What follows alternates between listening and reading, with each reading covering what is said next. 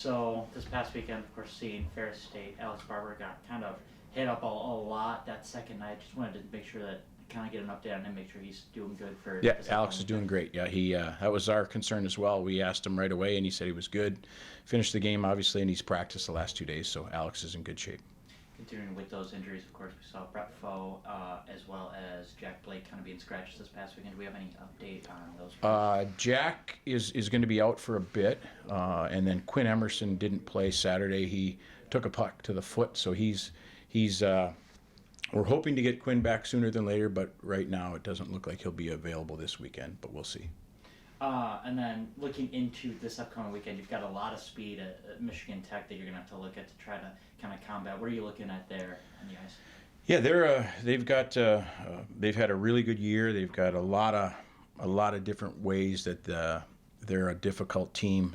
Starts in their net with their goalie. He's really a good goalie, and then they come at you with different groups. It hasn't been the same guys every night up front. And you're right. They've got some guys that can skate and get on you on the forecheck, and they're a really confident team right now. They're playing real well in the second half, so it'll be a tough task for us for sure. For the Falcons kind of moving through this week, are you guys looking at trying to work on with, we've seen the past couple games that kind of start a little bit slow and it takes about 5 minutes to kind of ramp up. We're seeing that ramp up through the games. We're looking at that kind of setup again. We're hoping that we'll start. We'll get going right away as soon as the puck drops in the first period. The game. They were kind of a tale of two games this weekend. We got down early on Friday and never seemed to get going until Chase scored that goal late Friday. And Saturday, it was a little bit of a sloppy game both ways. I think it was 0-0 halfway through the first period, and then they were able to score the couple goals to take the 2-0 lead, and then Chase scored again. So hopefully we can get going early and get all our guys involved in the game and have everybody feel good about themselves and just keep that momentum going. Speaking of Chase Crease, of course, with 3 points this past weekend, he's looking at about 2 points away from 100 career points. Kind of, what does that do with the team, kind of, with energy? Yeah, it's really, we're happy for Chase. He's been a really good person, really good student, really good player for us since he's got here this fall, and really happy that he's got that 100-point mark right there in his crosshairs, and we're hoping he can get that out of the way as soon as possible, and we can celebrate that with him. Peter, anything on Zoom? Yeah, how you doing? Good. How are you? Talking about Chase, that's one of the subjects I want to talk about. He's been pretty hot lately. Like in his last 11 games, he's got 12 points, 6 goals, 6 assists. What do you attribute that to? I just think it's him being a little bit more comfortable, and he's really,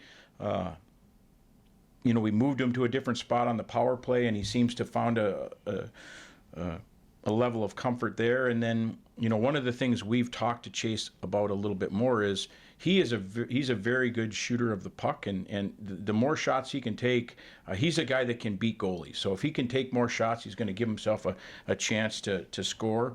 We felt like there were times in the first half that maybe he was a passed first guy and maybe looked to pass to other guys versus take a shot on his own. And maybe that's him being new and wanting to have everybody think he's unselfish.